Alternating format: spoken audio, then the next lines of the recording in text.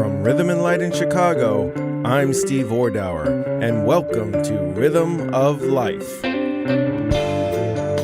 Today on the show, Bob Hercules sits down with attorney Flint Taylor to discuss the murder of Black Panther leader Fred Hampton in 1969, who is the subject of the recent film Judas the Black Messiah. With 5 Oscar nominations, including for Best Picture, this movie ultimately took home an Academy Award for Daniel Kaluuya's performance as Fred Hampton in the Best Supporting Actor category. Along with his partner Jeff Haas in the People's Law Office, Flint Taylor takes us through the journey of how they uncovered and proved the truth about what happened to Fred Hampton and fellow Black Panther Mark Clark.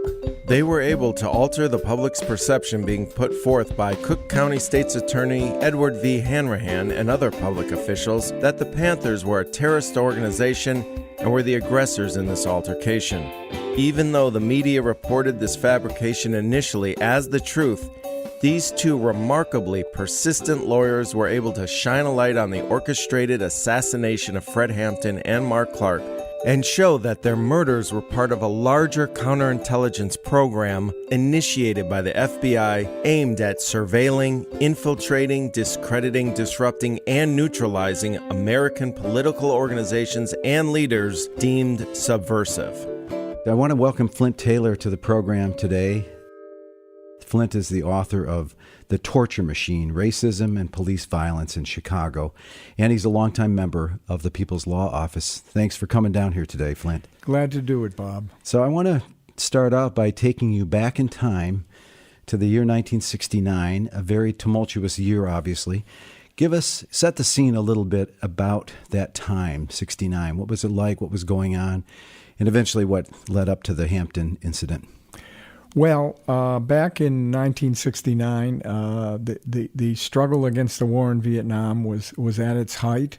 The Black Panthers, the Young Lords, the SDS, Young Patriots, all these groups, revolutionary and radical groups here in Chicago and many of them across the country were gaining strength. And here in Chicago, the Panthers were organizing something called the Rainbow Coalition with the Young Lords, which was a Puerto Rican group, and the Young Patriots, which was an Appalachian group of people who had poor whites who had moved up here. And of course, SDS was a radical student organization.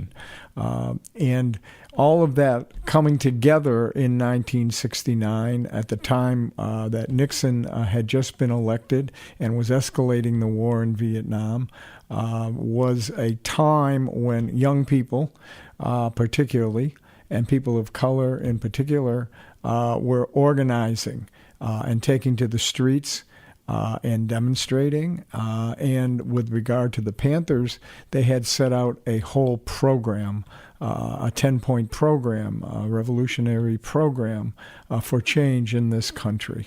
And so that's really what it was like in 1969. Personally, I was a law student at Northwestern in 1969, and that's where I got my entry into the movement, entry into what became the People's Law Office later in 1969. How did you happen to meet Fred Hampton? Well, I met Fred Hampton. We had started an office.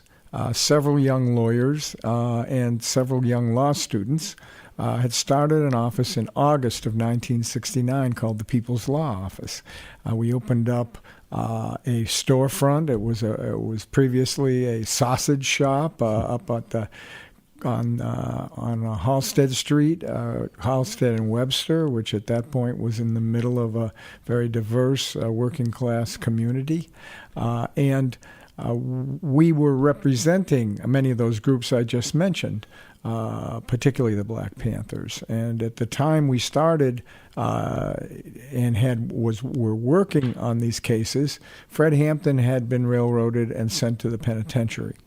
And he was in Menard, way downstate. And myself and the lawyers and other students were working on getting him released on what they call appeal bond. While his case was on appeal, we were attempting to get bond for him. What was he charged with? He was charged with robbery, It was a case where in Maywood, which is where Fred Hampton was from, right west of Chicago, a ice cream truck had been stopped and ice cream had been taken from the driver, and Fred Hampton was charged with that. And that was an ice cream truck robbery. Okay. And what he really was charged with was taking $71 worth of ice cream and passing it out to the kids in the neighborhood. Wow.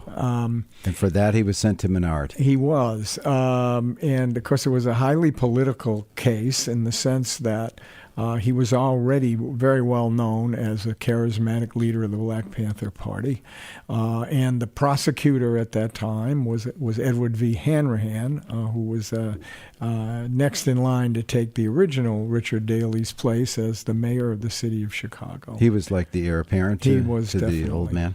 Right. And initially the judge was going to, when Fred was convicted, which was questionable in of itself because it was an eyewitness identification.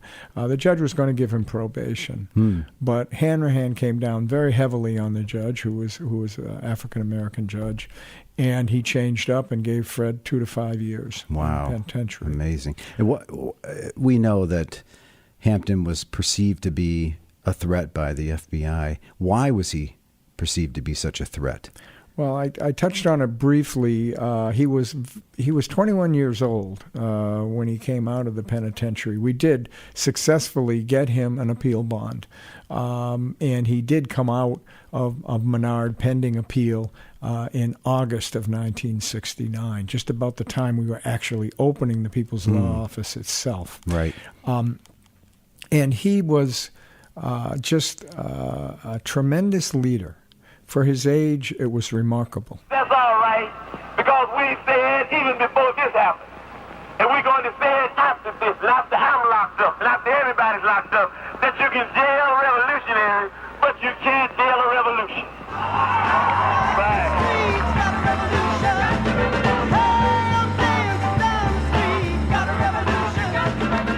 And the powers that be understood that. He had a tremendous capacity for leadership. He had a tremendous capacity for organizing and bringing together different groups who were opposed to the government, who were opposed to the war in Vietnam, who were opposed to police brutality. Anybody that's out there for the protection of the people happens to be in direct conflict with them. What makes them mad about it? What makes them mad about it is that they had black people and white poor people and red poor people and Puerto Rican poor people and Latin American Puerto Rican people of poor people of all descents. They had them caught up in movements based on racism when the Black Panther Party stood up and said that we don't care what anybody says. We don't think you fight fire with fire best. We think you fight fire with water best. We're going to fight racism, not with racism, but we're going to fight with solidarity. We said we're not going to fight capitalism with black capitalism, but we're going to fight it with socialism. We stood up and said we're not going to fight reactionary pigs and reactionary state's attorneys like this and reactionary state's attorneys like Hanrahan with any other reactions on our part. We're going to fight their reactions where all of us people are getting together and have an international proletarian revolution. Right on. Right on. And that's saying all power to the people. Right on. That's saying that no matter what color you are, you're just only two classes. And that's saying there's a class over here and there's a class over there. And the reason that this class over here has never did anything to get this class off its back, because this is lower, this is upper, this is the oppressed, this is the oppressor, this is the exploited, this is the exploiter. And these people in this class have divided themselves. They say, I'm black and I hate white people. I'm white and I hate black people. I'm Latin American and I hate hillbillies. I'm hillbilly and I hate Indians. So we fight amongst each other. And so he became a target. He became a target even before he was the chairman of the Black Panther Party here in Illinois. But as he came out of the penitentiary, he was the chairman of the Illinois Black Panther Party, and he hit the ground running in terms of continuing to organize and continuing to be very outspoken about the right of black folks in particular and people in general to defend themselves against police brutality. And so that together with the programs, the socialistic programs, the Breakfast for Children program, the education programs, the medical clinic programs, all of that, which was embodied in the 10-point program. The fact that black folks should not fight in a war in Vietnam, all of those things made him in particular and the Black Panther Party in general a target of not only local law enforcement, the police, not only the prosecutor, Edward Hanrahan, but also, as it turns out, the Federal Bureau of Investigation and J. Edgar Hoover. And they had a program going called COINTELPRO, and as I recall, Fred was one person among others that they were concerned about, a black messiah, supposedly. Can you talk about the FBI program called COINTELPRO and the idea of the perceived threat of a black messiah such as Fred Hampton? Well, J. Edgar Hoover created, more or less, the FBI in the 20s.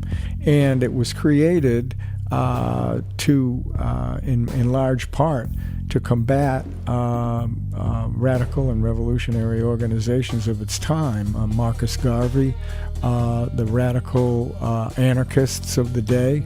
And part of that program of the FBI, almost from its inception, was not only to fight crime, so to speak, not only to surveil, but to disrupt these organizations.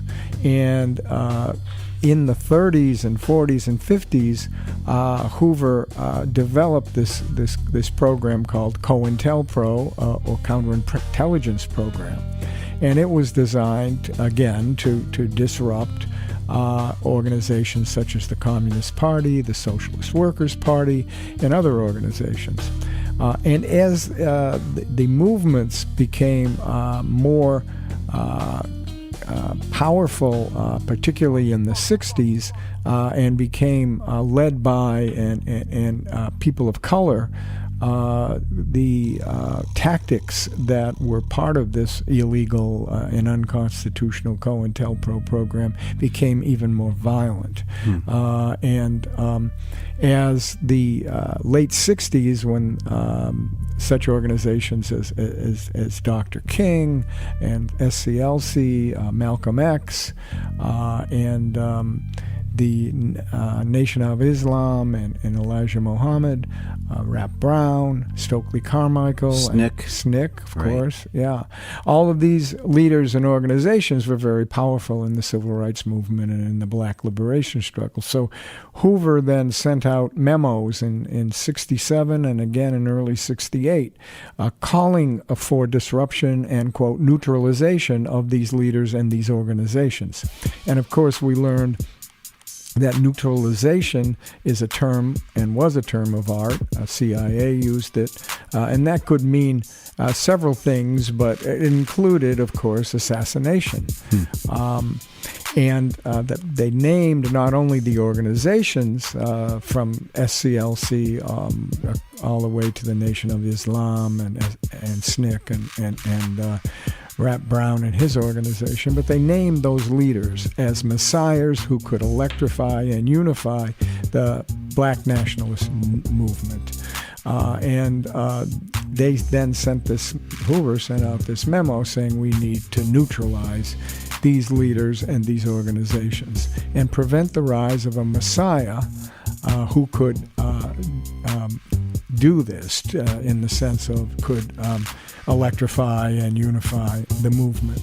So we always say in the Black Panther Party that they can do anything they want to us.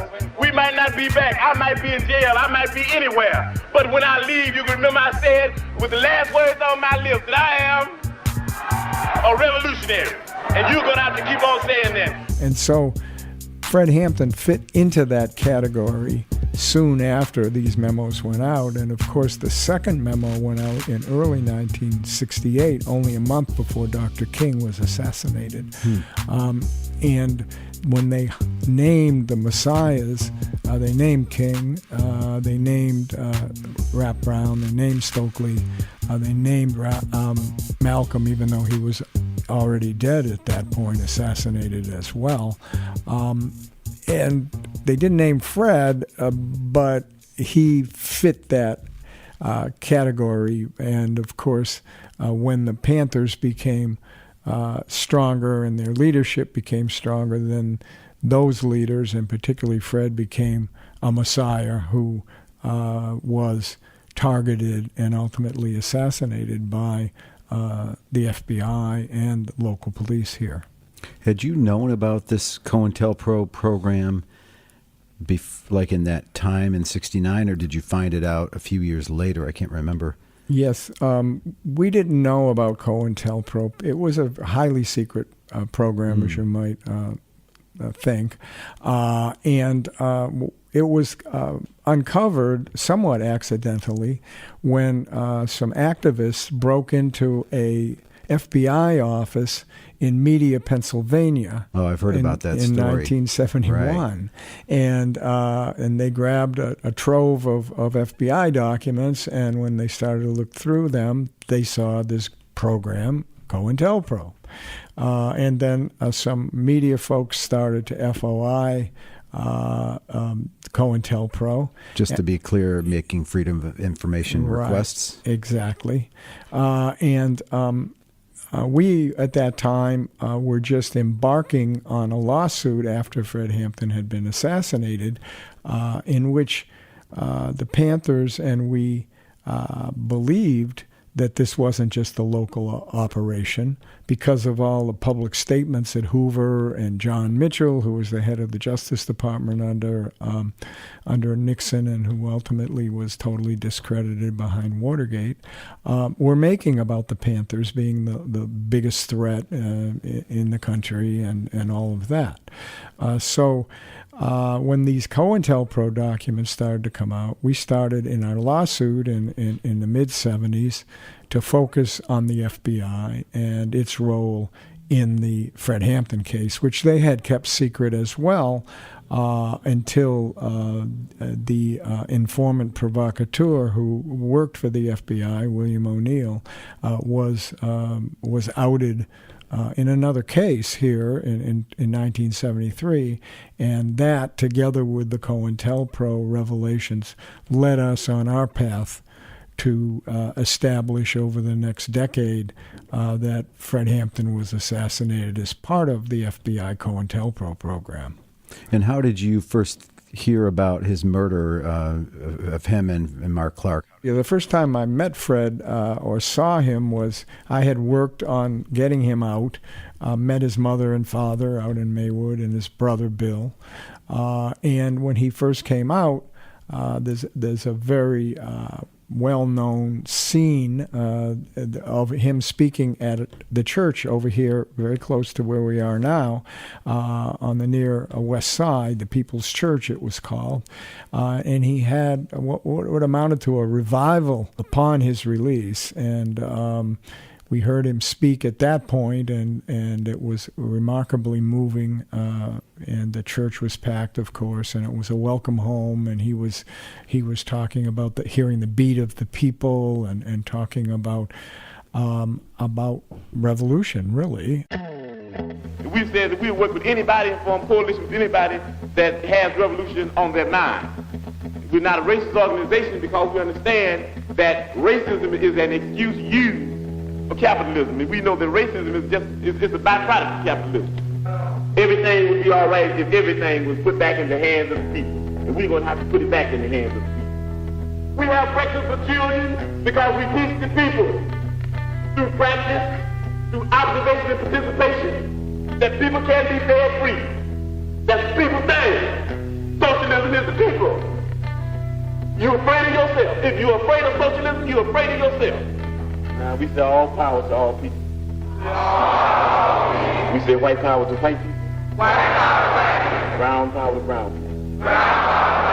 Yellow power to yellow people. Black power to black people. X power to those that we left out. I believe, friend, we must all be free. Learned a lot when I was in prison. I had an educational process, a learning process. Sometimes I started thinking about some of the action that's going to be taken against me and other members of the party, and I said, I don't know why I'm not scared. But you know what I define as being? I define as being a people high. I define as being high off the people. You high? I'm high. You understand what I'm saying? I'm high off the people. Send me away to the penitentiary. And I went to the penitentiary way down in Menard, Illinois. I'm thinking, I said, well, I'm way down here in the country. I might can't hear no people. When I got to Menard, I myself, even being in the vanguard, had to get on my knees and learn from the people. I had to put my ear to the ground. And when I put my ear to the ground, I heard a beat. Here's that beat. Always been a beat for the rest of my life. Ain't you high? I'm high. You know what we're talking about?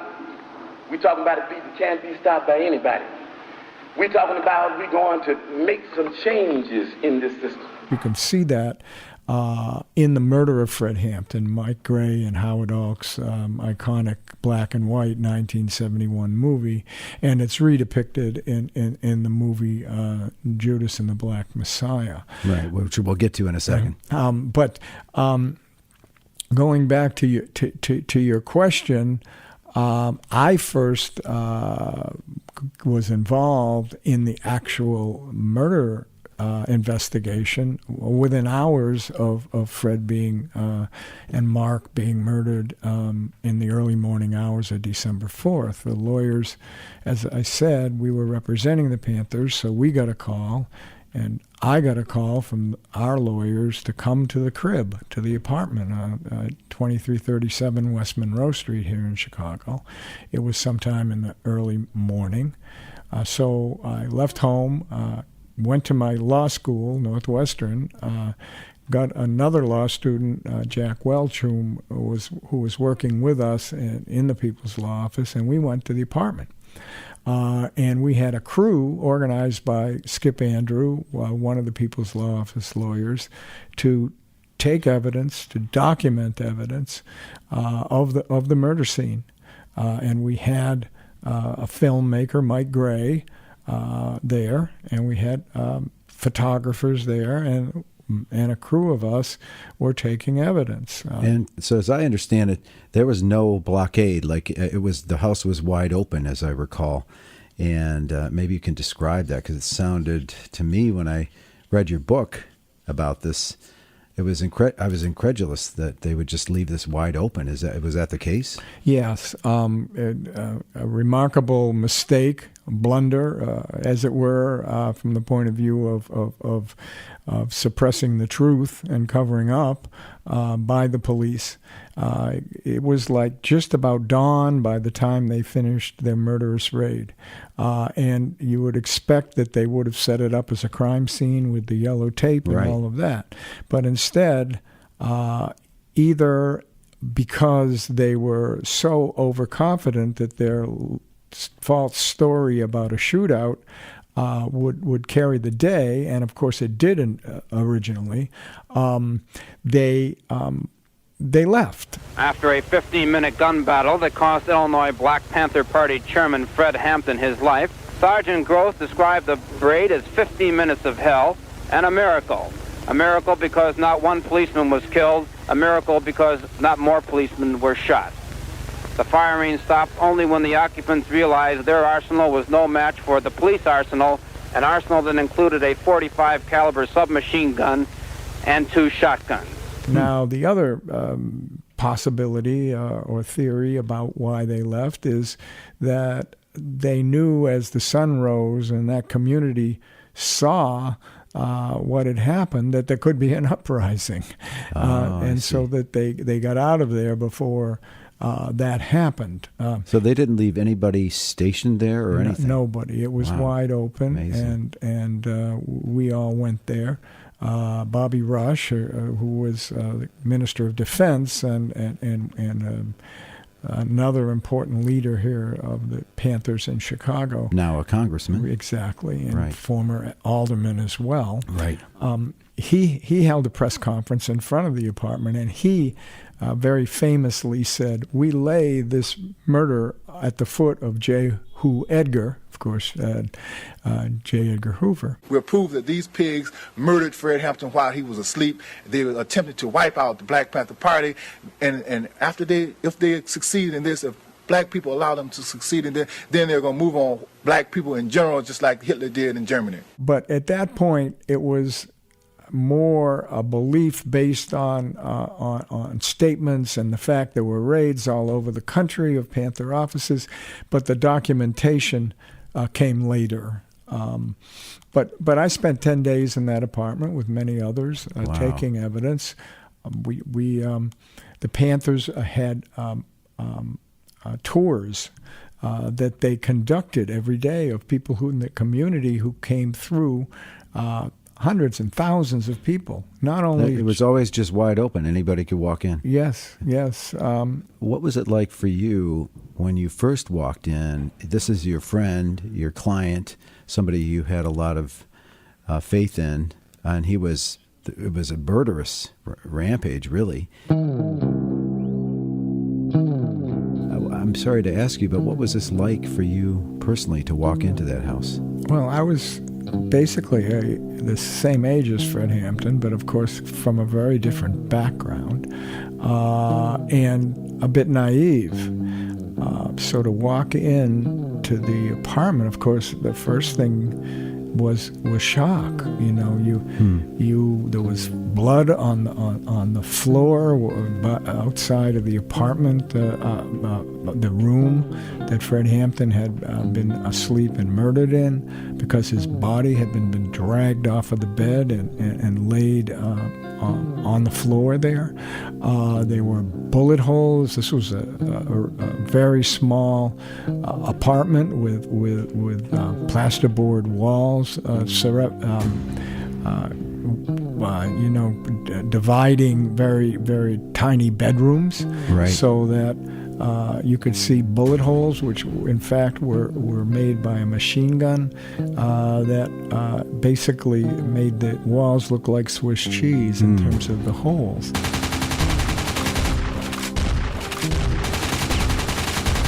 It was extremely shocking.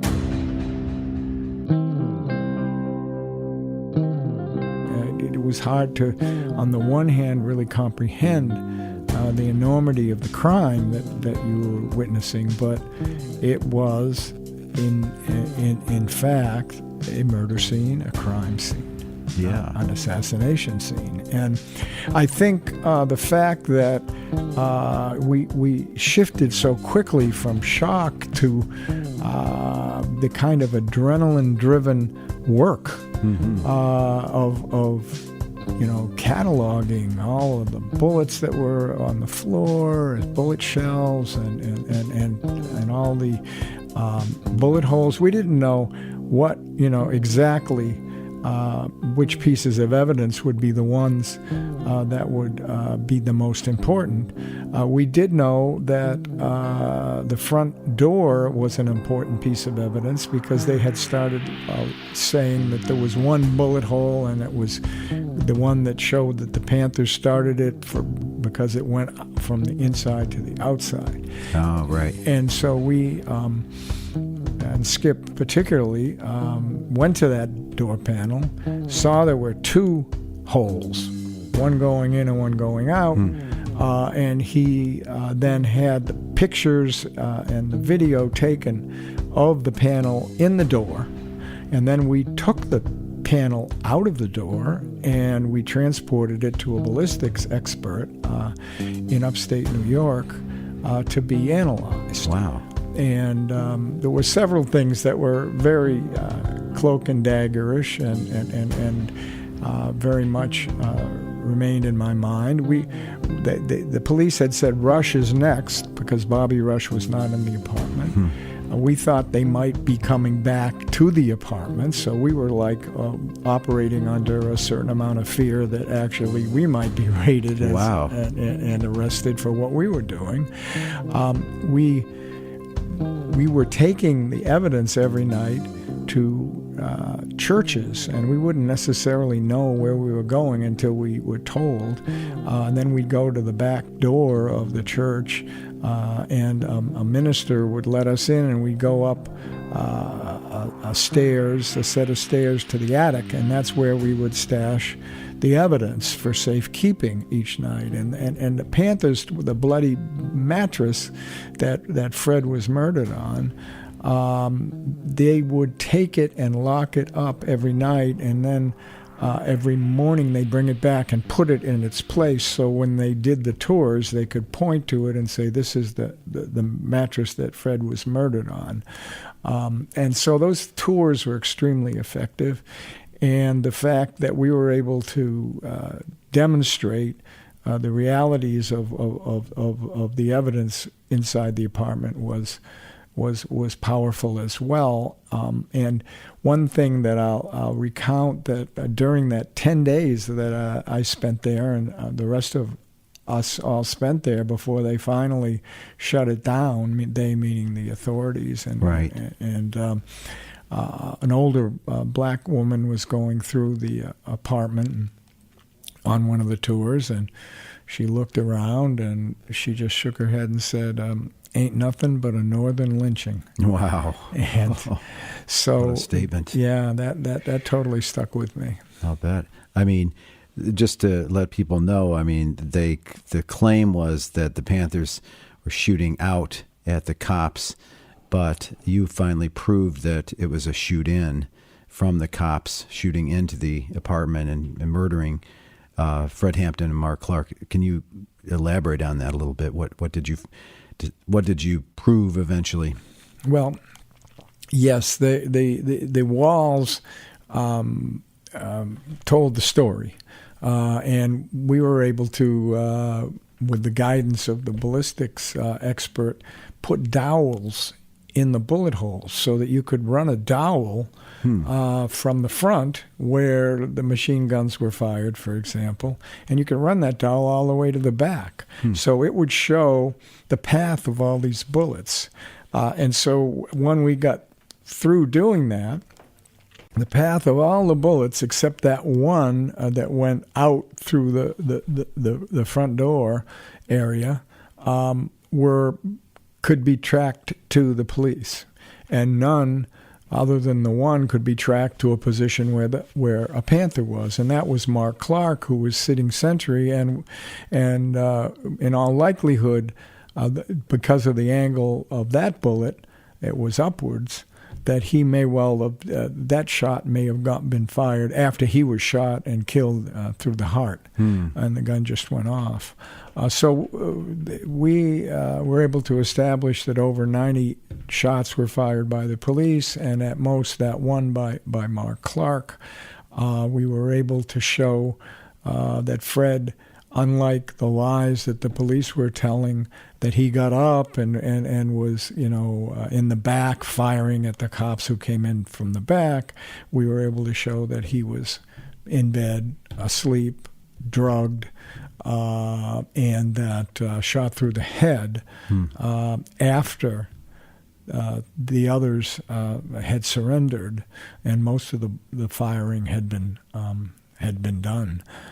So that was the battle that we fought in the media to change the narrative at the time, which of course Hanrahan had controlled, and his police had said it was a shootout, that 200 shots had been fired, the Panthers had fired half of them. And, given the way the media had slandered and falsely depicted the Panthers, this was something that was easily swallowed by the media and easily put forward on all the front pages of all four papers here in the city of Chicago until we were able to turn that narrative around. I would assume it's, in a way, just a form of racism that they bought this line from Hanrahan, all four papers and the rest of the media at that point. The immediate, violent, criminal reaction of the occupants in shooting at announced police officers emphasizes the extreme viciousness of the Black Panther Party. So does their refusal to cease firing at the police officers when urged to do so several times. Well, the Panthers had been wrongly depicted as a gang. They'd been wrongly depicted as their their claims of or their policy of defending against the police and having weapons and all of that. They were depicted as thugs and depicted as just cop killers and all of that. So yes, they had an image that was reinforced by the false narrative that they were engaged in this major shootout, and they lost. They lost with 2 of their leaders being killed and 4 of them being maimed, and the rest of them being arrested for attempted murder on the police. And that narrative stuck for the first few days until a Sun-Times reporter by the name of Brian Boyer came to the apartment and went on the same tour that the community was going on. And because of what he saw, he wrote a piece that basically said this narrative that Hanrahan's telling is false. And he laid out basically what anyone who went through that apartment with an open mind would see. Right. And that piece ended up on page 43 of the Chicago Sun-Times next to the obituaries. They buried it. And Brian quit. And that caught the attention of the editor of the Sun-Times, Jim Hogue, at that time. And he came down a couple of nights later, and I'll never forget this. We were working under floodlights, and apparently he and his wife had been at the opera, and they were dressed to the nines, and they came through, and we showed them, what we knew. And he went back, and the editorial policy of the Sun-Times and its sister paper, the afternoon paper Chicago Daily News at that time, changed their policy, changed the approach. And then it became kind of a newspaper war between the 2 Sun-Times, the Fields papers, and the Tribune papers. The Tribune had, of course, the Tribune, rock hard conservative Republican paper, and its sister paper, the afternoon paper, was the Chicago Today. So then it became kind of a war, and Hanrahan went to the Tribune and gave them a false exclusive. The very famous bullet holes that turned out to be nail heads, and the Sun and the Daily News ran an exclusive, giving the Panthers the floor to talk about what happened to them, and so it went. So it went for the next 13 years as we fought the case first in the criminal courts to get the Panthers' attempt murder charges dropped, which they were after it was shown that the crime lab, the police crime lab, had dummied up evidence falsely connecting shells to the Panther weapons when they in fact were police shells, and then on into federal court where we had our civil rights suit that went on for 13 years. 13 years, wow. So this was a 13-year quest to bring justice to the Hampton family. I don't know if you could quickly summarize this, but there was all kinds of malfeasances, I recall, from reading the book, and twists and turns, and also the discovery that there was an informant named William O'Neill, and maybe you could talk about the role of William O'Neill, how that was discovered. Right.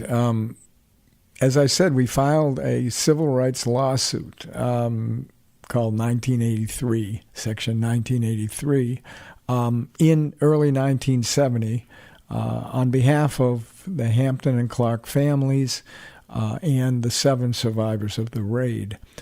We drew one of the worst judges in the Chicago Federal District Court, J. Samperi, and the battle was on. First, he threw out Hanrahan and the prosecutors on an argument of immunity.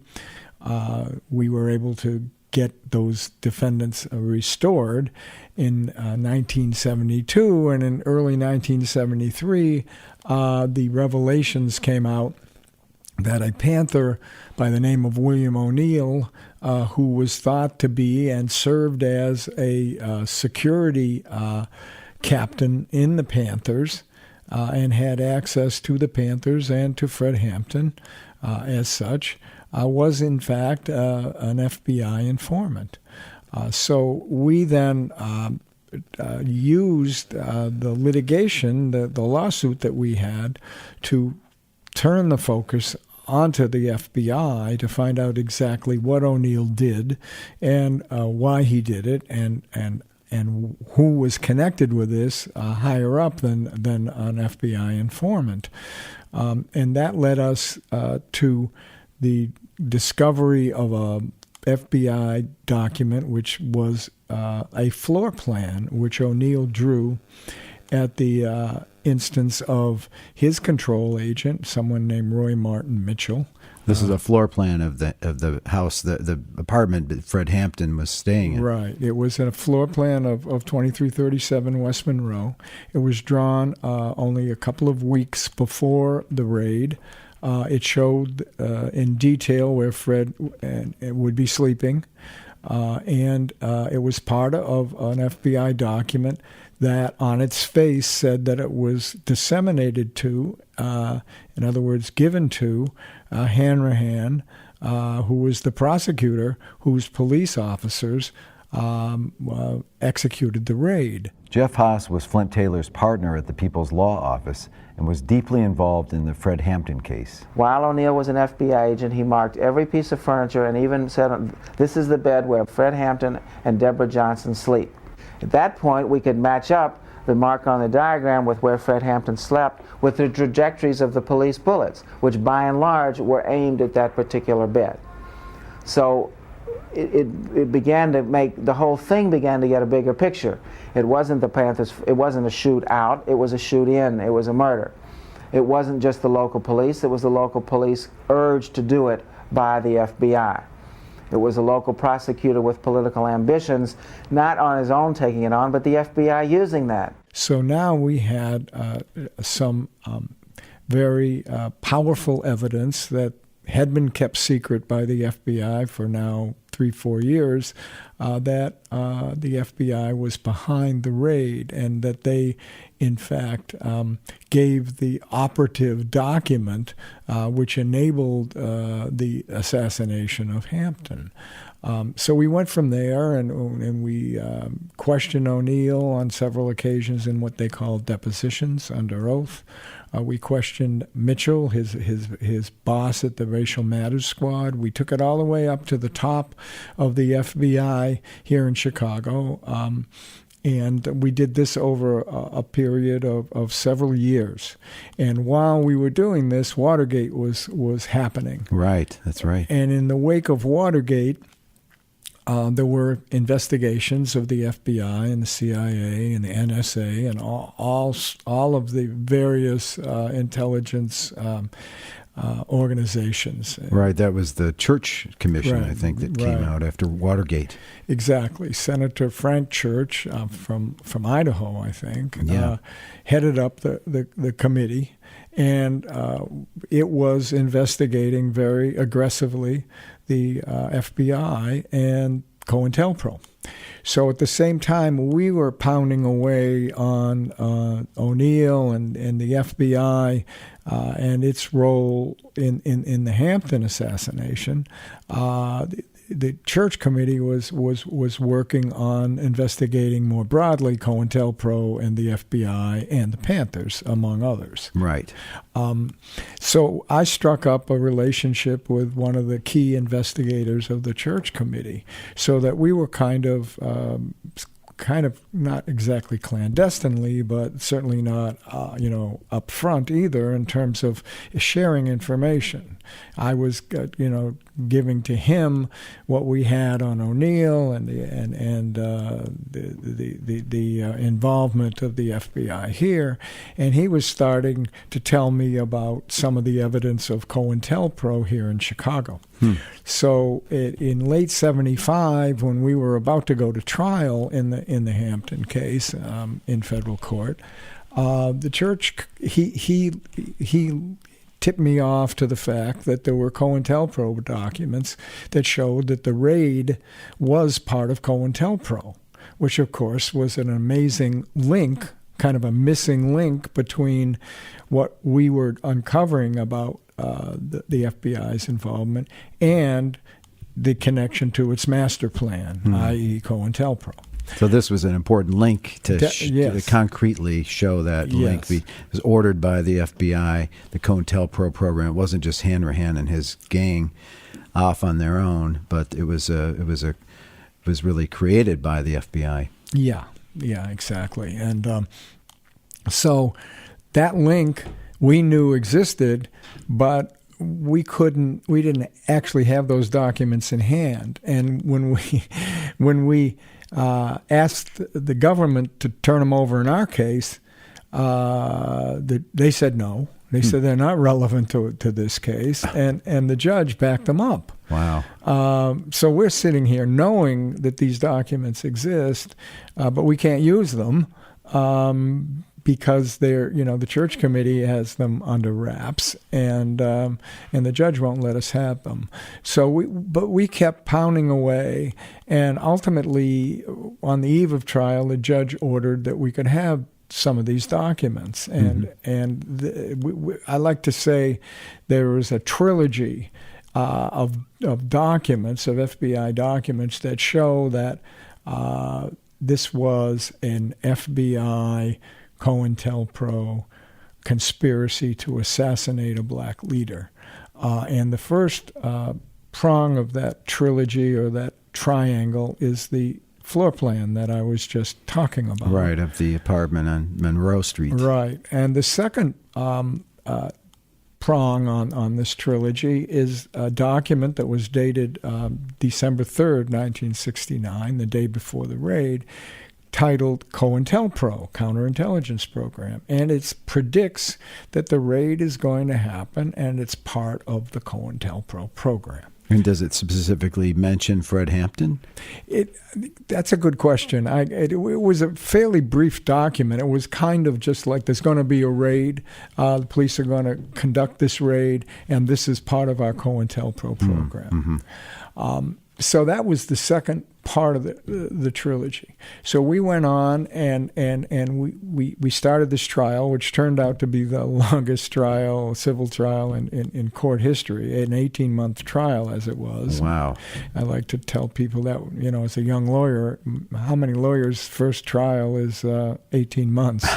But Jeff and the whole affair was 13 years. Right. And it's Jeff amazing Haas, to me that you and your cohorts had that kind of persistence to keep going for 13 years, but you finally did bring justice to the Hampton family. Maybe you could talk about what the final result was after all those years. Yeah, certainly. Yeah, during that trial, we fought tooth and nail to bring out as much evidence as we could, but the government was still suppressing large amounts of important evidence. But during the middle of the trial, the FBI witness slipped up on the stand, Roy Mitchell, and exposed the fact that there were documents that we didn't have, that we were supposed to have.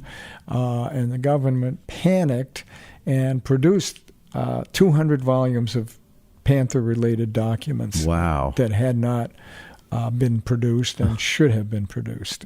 Major cover-up exposed. So over the next 3 months, the judge gave them the right to redact those documents. So they didn't just turn over the 200 volumes. They went back and they deleted certain portions of these documents and produced them a couple files a day. And there was a lot of important documents in there, but at the very end, in the last of the 200 volumes that they produced, were this informant Williams O'Neill's confidential informant files. And in those files was the third prong of this trilogy I was speaking about earlier, and that was what we called the bonus document. And it was a two from, one to Washington and one back, obtaining a $300 bonus for O'Neill for, quote, the success of the raid, and that it was of tremendous value, that being the floor plan, and that it wasn't available from any other source. So O'Neill got his 30 pieces of silver, $300, which actually today would be a couple $1,000 in Right. a bonus. And so we had not only the floor plan, then we have the yes, it's COINTELPRO document, and now we have, after the fact, congratulation and payment for the success of a raid that left Fred Hampton and Mark Clark murdered. So that, I think, in the annals of COINTELPRO and the annals of government repression, and this is the only, at least, actual documented government assassination of a black leader. I mean, we know that the FBI was behind trying to neutralize Malcolm X. We know that the FBI was behind trying to neutralize Martin Luther King, but we don't have the kind of link, documented link, to the actual assassins in either Malcolm's case or in Dr. King's case that we have here in the Fred Hampton case. But to answer your question about, I wouldn't exactly call it justice, because as Mrs. Hampton would rightly say, her view of justice would have been that all of these people who conspired to kill her son ended up behind bars, and that, of course, never happened. Right, that's true. But that trial went on for 18 months. It was part farce and part tragedy, because the judge was so overtly connected to and a cheerleader for the FBI and the police. And after 18 months of powerful evidence being produced and put before the jury, the judge took the case from the jury and basically ruled for all of the conspirators. He took the case away. Yeah. Is that legal? Well, let's put it this way: it's highly unusual. I've never heard of that. Yeah. Well, what happened was that we got to the 18-month point, and the case was over in terms of evidence, and it went to the jury. And even though the judge had carefully picked this jury to make sure that it would not represent, the community, and despite the fact that he berated us for 18 months and berated our evidence and all of that, the jury was hung. The jury couldn't decide, at least after 2 days. And, of course, in an 18-month trial, you'd expect the jury would be given more than 2 days. So he came upon the idea of declaring the jury hung and then making his own ruling, which was there's no evidence to support a finding of liability against after all that. Yeah, after all that. So... and then, for good measure, he slapped a $100,000 appeal bond on us, thinking that would keep us from being able to appeal his outrageous decisions. Right. We were able to knock that out, and we took it to the Seventh Circuit Court of Appeals here in Chicago, and they ruled in a 2-1 decision, really a landmark decision, that we had put on a powerful case of conspiracy underpinned by COINTELPRO, not only to destroy Fred, the Panthers and Fred Hampton, but also to cover it up.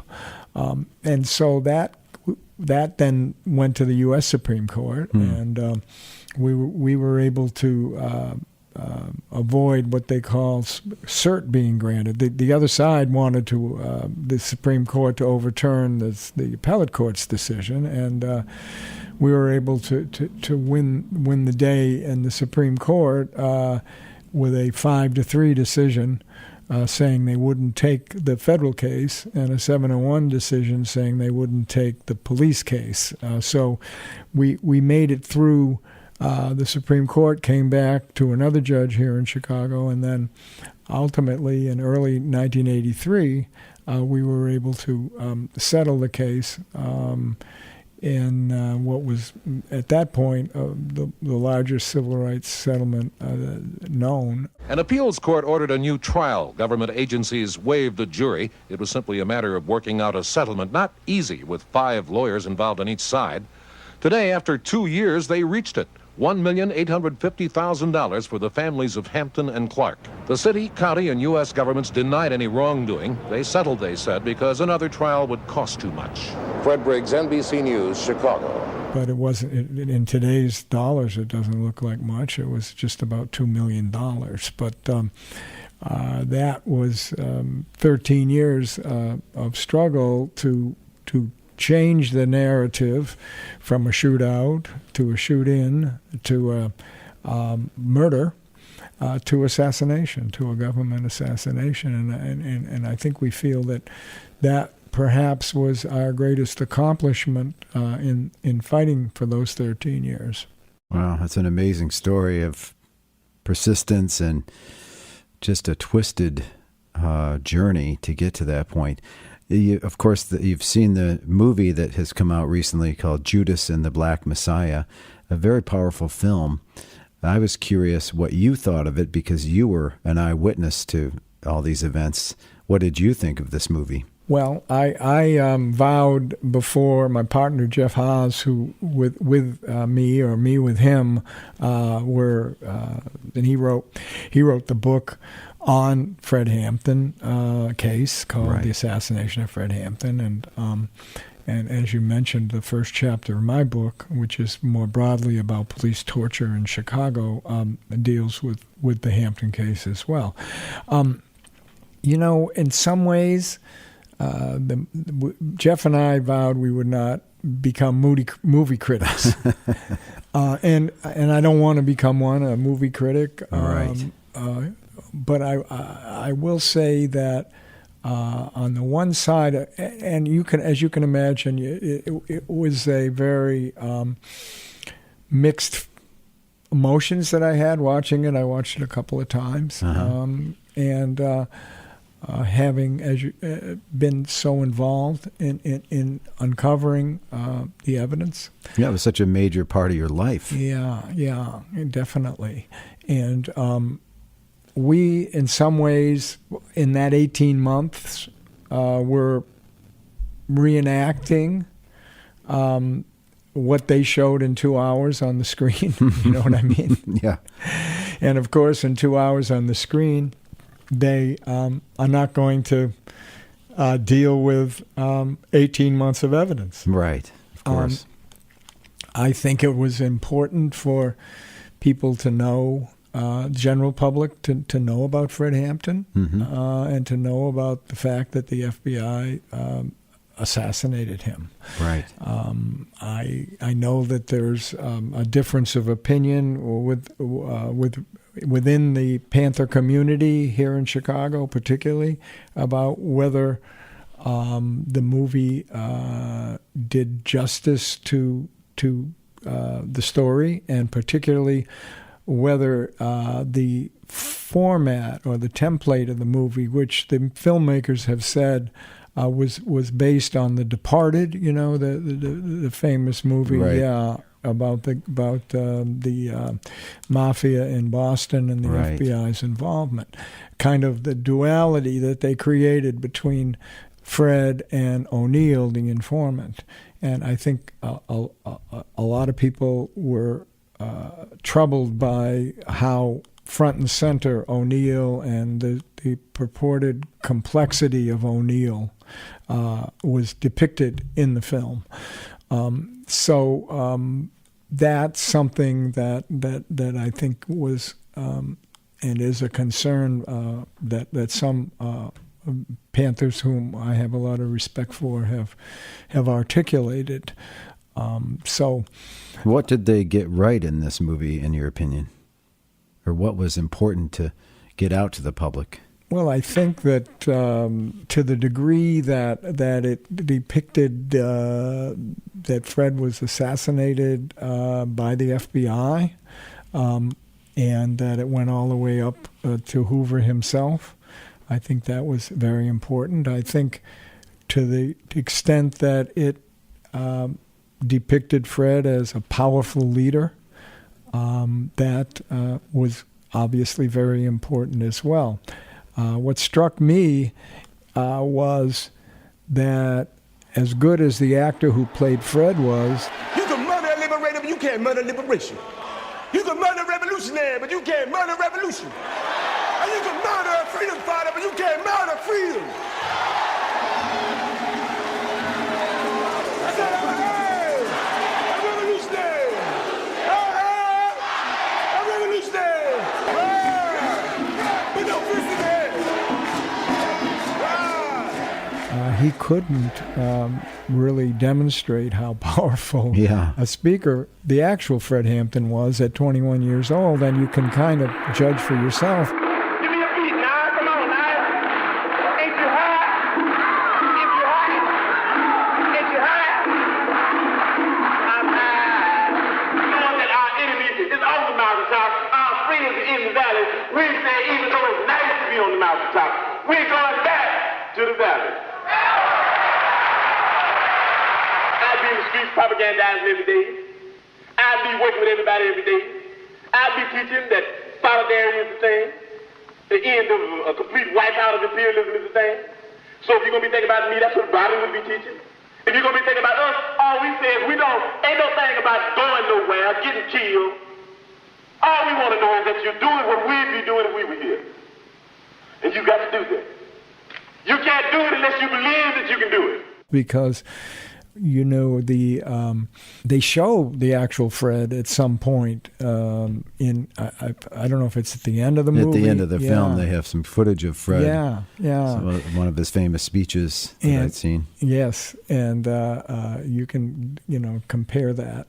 I was really struck, having spent a great deal of time in small rooms and big rooms, deposing and O'Neill, and then sitting through Jeff Haas's cross-examination of him at the trial. He was on the witness stand for a month.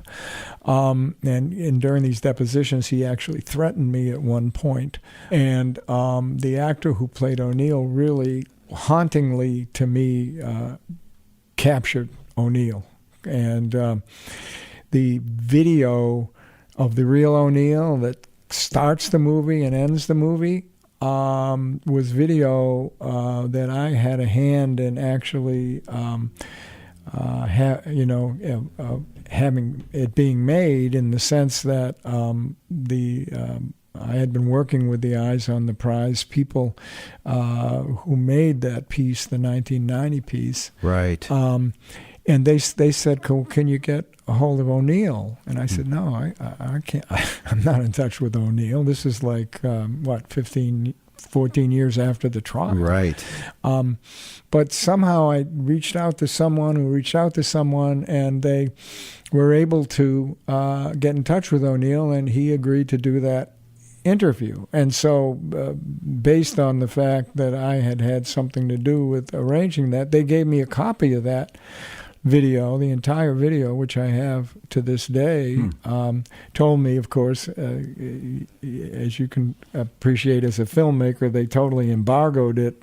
Right, of course. In terms until it But I mean, they hit show the screen. They show that part of that interview at the end of the movie, and then it's revealed that when it aired on Eyes on the Prize, after they edited it and put the film out on PBS, that he committed suicide the next day, I believe. And I remember walking out of the office and looking through a little clearing over on the next block, which was right in front of the Monroe Street address, and seeing a lot of police cars over there.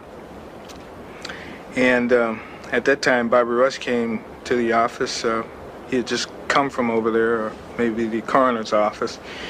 In any case, we walked back over there, and we both were speechless. We just walked through the house and saw what had taken place and where he died, and it was shocking. And then I just began to realize that the information that I supplied leading up to that moment had facilitated that raid. I knew that indirectly I had contributed, and I felt it, and I felt bad about it. And then I got mad, and then I had to conceal those feelings, which made it worse. I couldn't say anything. I just had to continue to play the role. Yeah, I meant to go back and check that. I know he committed suicide right around the time it came out. I'm not sure it was exactly the same day, but it certainly, we always wondered whether the fact that it was coming out, or he knew that that he had given this statement had something to do with his running across the Eisenhower Expressway. I think it was pretty clear he was on drugs at the time that he did it. Oh, I see. Yeah. As well. But yes, that actor. Lakeith Stanfield. He's a great actor. He did a great job. They said he had to go into therapy after.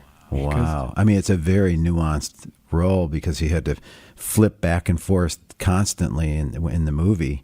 And you could see how it was just kind of eating him up. I took on the eyes of somebody who didn't give a damn about nothing but themselves and attaining freedom and what he thought freedom was. You know, everybody wants to get freedom in one way or another. And I play a character that's a part of that body, the government arm, which reached down and picked up a kid who didn't know what he was doing and made him kill his brother. It was really tough for me to do that, and went through a whole bunch of emotional changes, and realized at the end of the day, hopefully people will connect to the larger idea and the larger love given by Fred Hampton and Chairman Fred Hampton and his family and his estate. Fred Hampton was a pioneer who cared about his people and put his life on the line for his people and stood up in a way that so many people now wouldn't even dream of doing while they're on Twitter and all that, liking and commenting. He was out there on the front lines really putting it down for the people, and the cowardly government agencies surrounding them ended up getting him killed. In his eyes, you could see how the effect it had on him. It was an amazing performance, I thought. Yeah, I thought it was remarkable as well. And I think in some ways that may be what troubled some of the Panthers, that not only focusing on O'Neill kind of as you know, if not an equal character in the movie, maybe even more of a dominant character in some ways than Fred, that really wasn't doing justice to the broader story of it all, and to the broader story of who the Panthers were and what they were about, you know. But I guess you could say that the fact that in the Golden Globes that the actor Daniel Kaluuya, who played Fred, got the Best Supporting Actor. Right. Yeah. It's interesting, isn't it? Yeah, right. It is interesting. Yeah, I thought that was interesting. Yeah. Well, do you think it was a good thing or a bad thing to have had this major motion picture tell the story? I mean, the story, unfortunately, has been somewhat forgotten and overlooked. Is it a good thing that a movie may not be a perfect movie, but it does? Well, you know, what I hope for is that it'll drive people to do more investigation. As you and I know, there was a remarkable film that I mentioned earlier, The Murder of Fred Hampton. Right, by Mike Gray. Yeah, right. and Howard Alk made. Yeah, great film. That's still, you can still go watch that, and you really can get a total feel for who Fred Hampton was and the details of the murder at the time and what was known at the time. And then if you fast forward to 1990 and you go and you find Eyes on the Prize 2 and the episode that we were just talking about that O'Neill was in and the interviewer was in was called A Nation of Law, ? Yeah. And it's a 30-minute piece on the Hampton case, updated, of course, with all that we knew as of 1990, which was all the FBI stuff that wasn't known when the murder of Fred Hampton was made. And also the second half of that piece was about Attica. So right. it's a very Which you powerful, were also involved in the People's Law Office, well, right? Yes, my partners, Michael and Dennis, were deeply, deeply involved in that case, which is a whole other... we could do a whole podcast on Attica, of course. Oh, definitely. What do you think is the legacy of Fred Hampton? And I'm thinking about, in the times we're living in today, how does Fred Hampton's story fit into that, or what connection can you make? Well, Obviously, we're in another time where the focus on police violence and racism and white supremacy is at the forefront of not only the movements that are so powerfully demonstrating it, but it's on the agenda of the politicians to some degree or another as well. And the general public has to some degree, come to account for and is confronted with the realities of racism and police violence.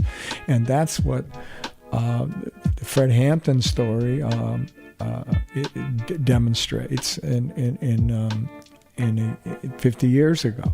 Right. But it also talks about and illuminates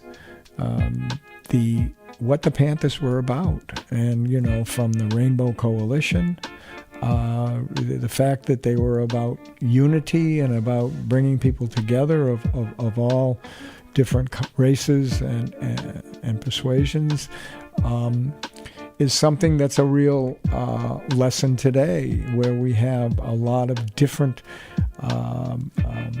organizations and a lot of different groups that ethnic groups and racial groups that are the subject in one way or another of police repression and government discrimination.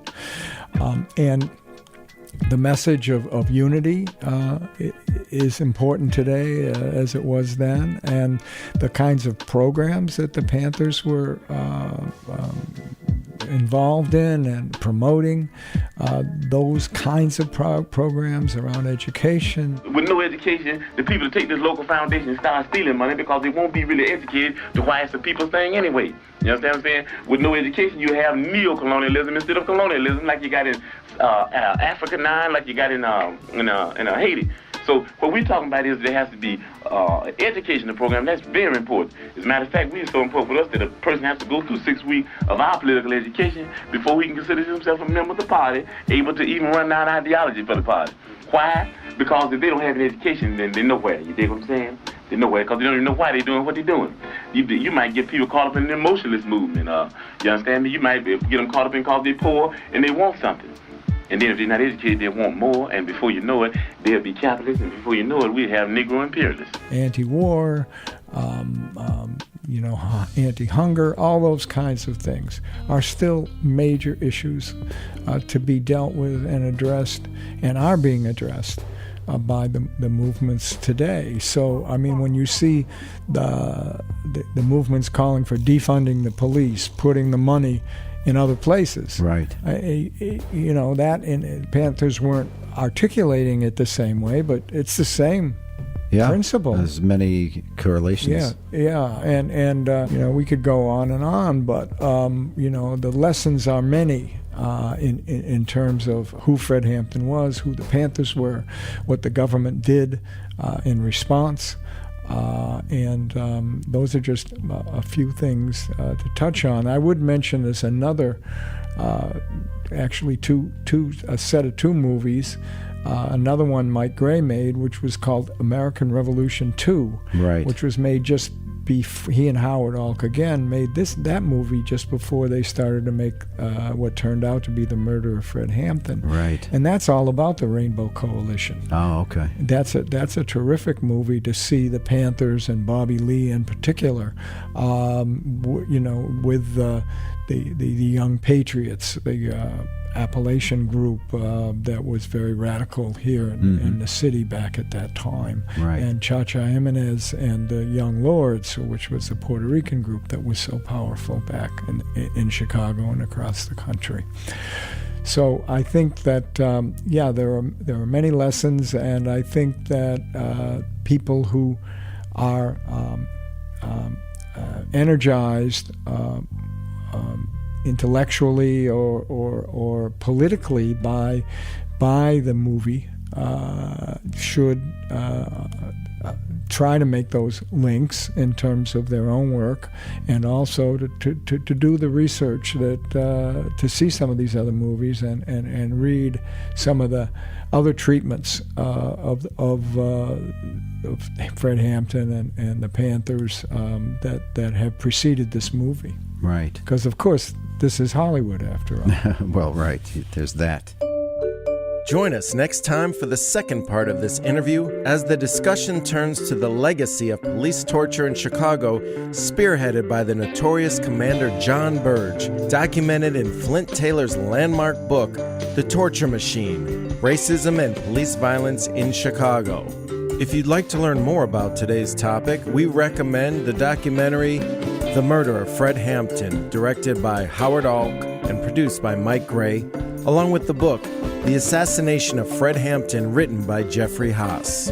Original music was composed and arranged for this episode by Trey Espinoza of the Berklee College of Music and Steve Ordauer. And if you enjoy this podcast, please subscribe, leave us a rating and review so more people can hear about us, and share about Rhythm of Life on social media and like us on Facebook.